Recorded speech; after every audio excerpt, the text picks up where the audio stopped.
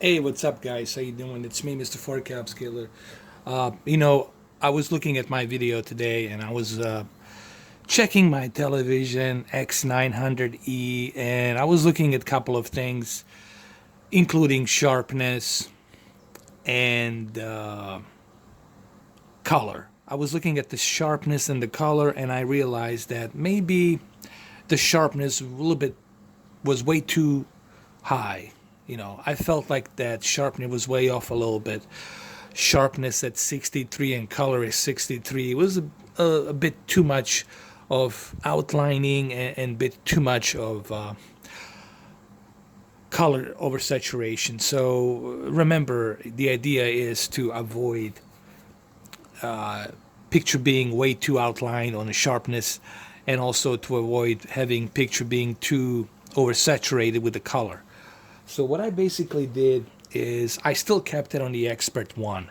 Everything's the same as it was on the previous video. The only difference is what I did here is I changed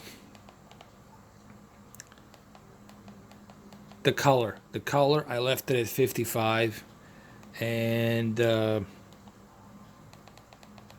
sharpness I left it at 20, which I'm going to show you right now. So the only thing I changed here was sharpness at 20 and color at 55, and I think this is much better.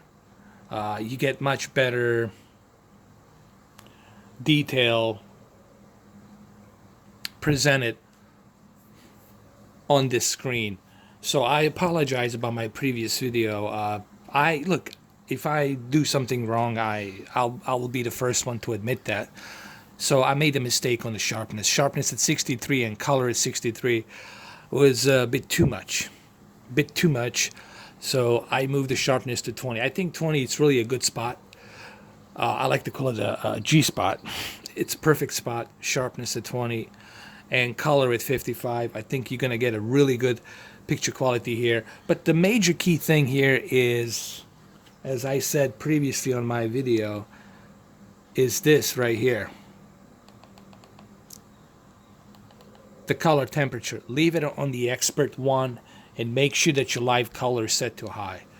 Now, backlit brightness and contrast for HDR to take the effect has to be put on maximum, meaning if you truly want to experience HDR, you have to have your backlit and your contrast set to maximum.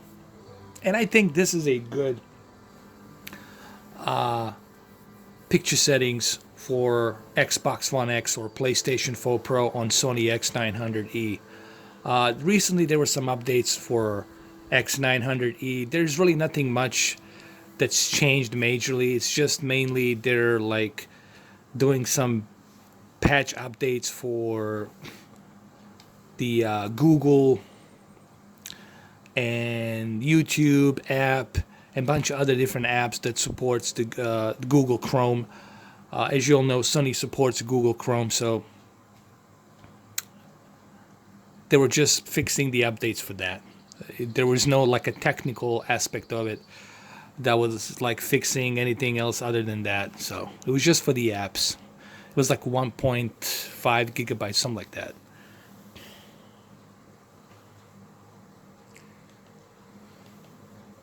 So, someone asked me today, what about standard mode? Why aren't you using the game mode? You have to understand a couple of things.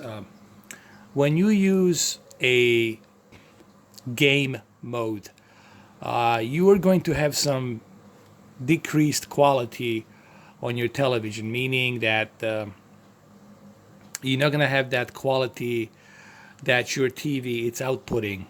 And in this case, we do want to take advantage of the X1 processing chip. If you use a game mode, then the X1 processing chip it's not going to be utilizing all those features that are necessary for you to enjoy the picture quality, meaning they're going to turn off a lot of features. Okay, so therefore you are going to have a better low latency, but you're not going to have a good quality. So that's why I personally prefer not to use the game mode and just go with the standard mode and then implement my picture settings. Because, you know, the whole idea of you experiencing your TV is to have all the features turned on. And when I'm talking about the X1 processing, this is what I'm talking about. In case you guys are still not understanding what I mean by the X1 processing, this is what the X1 processing is about. This right here, advanced settings, this right here. The black adjustments, the black levels, advanced contrast enhancers, auto local dimming, and extended dynamic range. Those features right here are part of the X1 processing chip. Now, X930e has the X1 extreme processing chip that also utilizes all of these same features, but it's much faster and it processes it much better. And it's a much brighter TV with a little bit better local dimming. Okay, it has more local dimming zones, so along with the Dolby Vision. And of course, live color, it's part of the X1 processing chip. When you turn to a game mode, a lot of these features, they will not take advantage of that. You want to take advantage of all of those features to have that best possible HDR picture quality that Sony X1 processing chip is giving to you.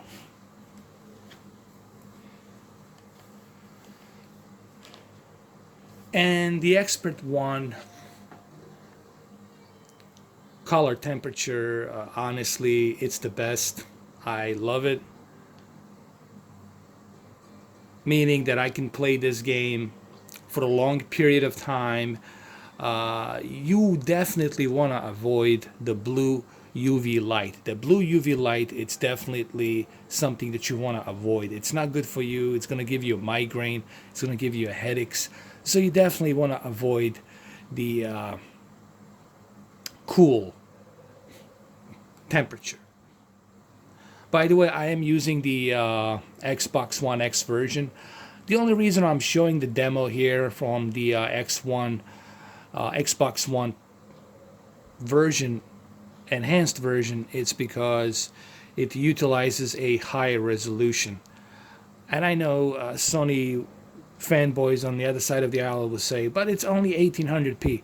You'd be surprised sometimes how much of a difference 1600 and 1800 actually makes between the two. Now, graphically, they both look equally the same, as I had said yesterday. However, if you have Xbox One X, then of course you want to go with the Xbox One X version because it utilizes a little bit better and higher source resolution. When you have a little bit higher source resolution, then the 4K will look better, will look a little bit sharper. And that's exactly what I'm getting here, a little bit sharper, better quality, especially on this television.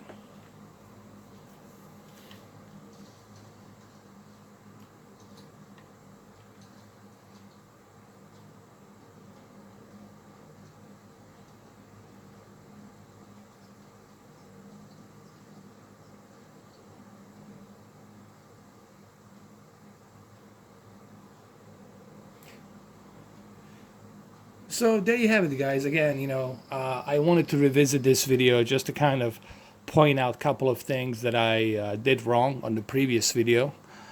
Hopefully this helps you out. And look, I make some mistakes. You know, I'm not perfect. I do make mistakes.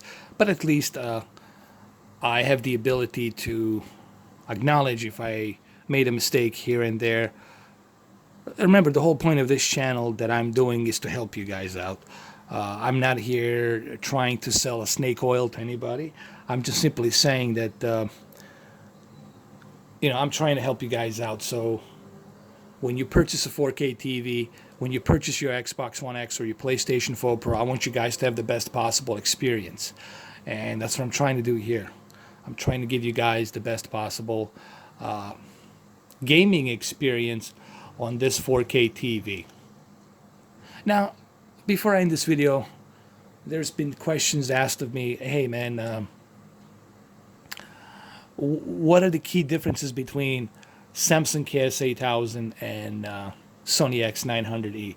Well, one major difference, obviously, Samsung KS8000 right now that I have in my house is the brightest HDR 4K TV. So there's a couple of things that Samsung KS8000 has that makes it perfect for HDR. Number one, full wide color gamut with quantum dots technology, meaning you're getting a full wide color gamut, BT 2020, past Rec 709, and you getting a over 1,000 nits of peak brightness, which is perfect for HDR. So on Samsung KS8000, you're definitely going to experience that best possible HDR.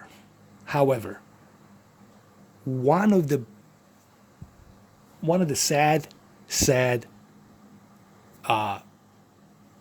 things about Samsung KS8000, and I had that TV since 2016.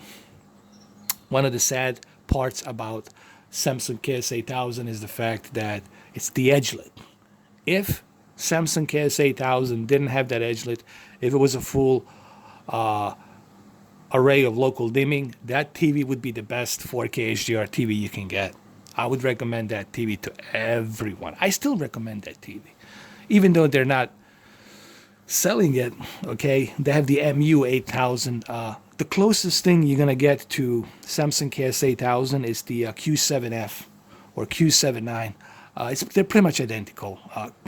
KS8000 and KS9000, and then Q7F and AKA whatever QLED. It's as close to KS8000 or KS9000 you're gonna get. So there you have it, guys. Hopefully you like this video, and if you do see some thumbnails that shows some strange pictures on there, that's something that I'm dealing with, that I'm working with YouTube. It seems that someone got hacked into my YouTube channel and they're trying to post some pictures and whatnot. So just don't worry about that. I usually delete that.